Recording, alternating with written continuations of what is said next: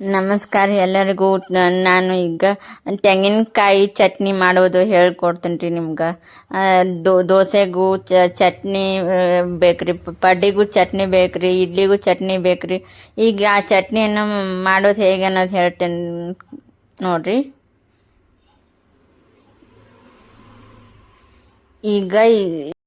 ಈಗ ಕೊಬ್ಬರಿ ಮಿಕ್ಸಿ ತಗೊಂಡ ಮಿಕ್ಸಿ ಒಳಗೆ ಕೊಬ್ಬರಿ ಹಾಕೊಳಾಕ್ತೀವಿ ನೋಡ್ರಿ. ಈಗ ಕೊಬ್ಬರಿ ಪೀಸ್ ಮಾಡಿ ಹಾಕೋಬೇಕ್ರಿ. ಅವನ್ನ ಪೀಸ್ ಮಾಡ್ಕೊಂಡು ಹಾಕೊಂಡಿದ್ದೇನೆ ರೀ ನಾ ಈಗ.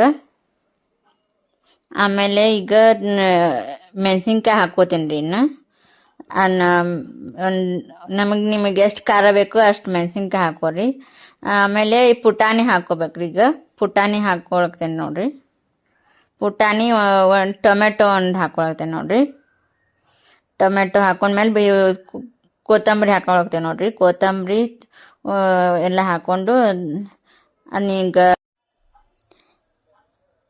ಇದು ಕೊತ್ತಂಬರಿ ಮೆಣಸಿನ್ಕಾಯಿ ಅದು ಎಲ್ಲ ಹಾಕೊಂಡ್ಮೇಲೆ ಈಗ ಕರಿಬೇವು ಹಾಕೊಳಕ್ತೀವಿ ನೋಡ್ರಿ. ಈಗ ಕರಿಬೇವು ಹಾಕೊಂಡ ಇದು ಕರಿಬೇವು ಹಾಕಿಂದ ಅಲ್ಲ ಅದು ಹಾಕ್ಬೇಕ್ರಿ. ಇದು ಅಲ್ಲ ಅದು ಹಾಕಿ ಈಗ ಜೀರಿಗೆ ಹಾಕ್ಬೇಕ್ರಿ. ಈಗ ಜೀರಿಗೆ ಹಾಕಾಕತ್ತೀವಿ ನೋಡ್ರಿ. ಈಗ ಉಪ್ಪು ಹಾಕಾಕತ್ತೀವಿ. ಈಗ ಉಪ್ಪು ಜೀರಿಗೆ ಇದು ಎಲ್ಲ ಹಾಕಿ ನೀರು ಹಾಕಿ ಅದನ್ನ ಮಿಕ್ಸಿ ಮಾಡ್ಬೇಕ್ರಿ.